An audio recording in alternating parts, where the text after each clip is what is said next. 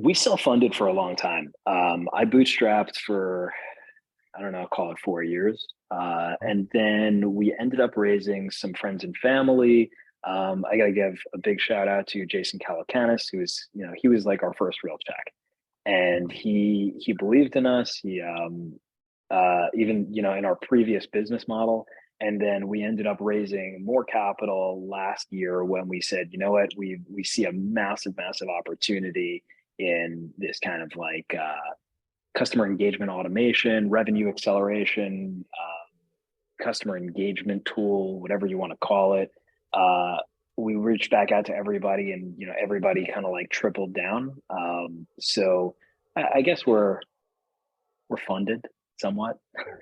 Mhm. Okay, interesting.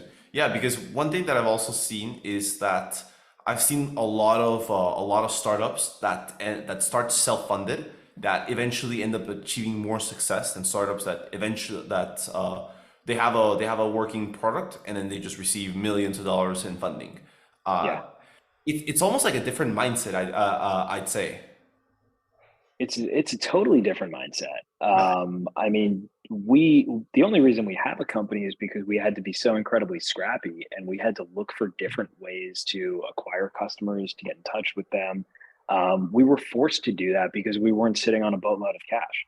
I think in the previous iteration of our business model, our most well-funded competition had something like 7 or 800 million of funding, and we just we never got there, so it forced us to really think hard about the business model. I think that competitor really isn't doing as well as they may have been had they been more scrappy.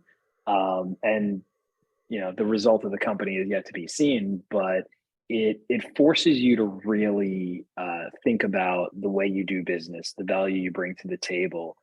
Are you solving the pain point that you think, or did you just have a great idea that got validated by a bunch of people with more money who are willing to take a risk on some other smart people? Um, and certainly the exuberance around venture the last decade has made for a lot of those companies that people were willing to take shots on, that maybe had a half-baked thesis or half-baked business model. No, absolutely, absolutely. And sometimes you still do need some of those startups that are not focused on gaining revenue just yet. Hmm. But sometimes those startups are, I'd say, are probably some of the more complex ones. Like be it like Facebook back when it was a startup. Facebook completely changed the world, but it delayed the monetization process for a long time because they wanted to have a community essentially. And I think that's also something interesting that happened when Tesla was still being created. Hmm.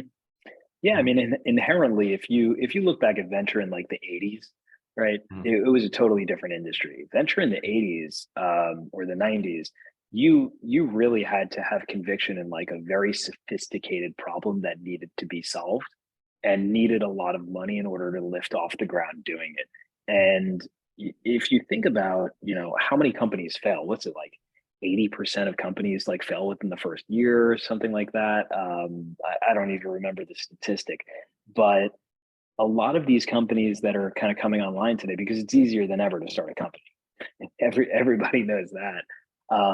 There's so much that has to go into it, right? There's the thought, there's the execution, there's the business layer, there's the the monetization, there's the marketing, there's the sales, there's the customer support, customer success. There's so much that goes into it.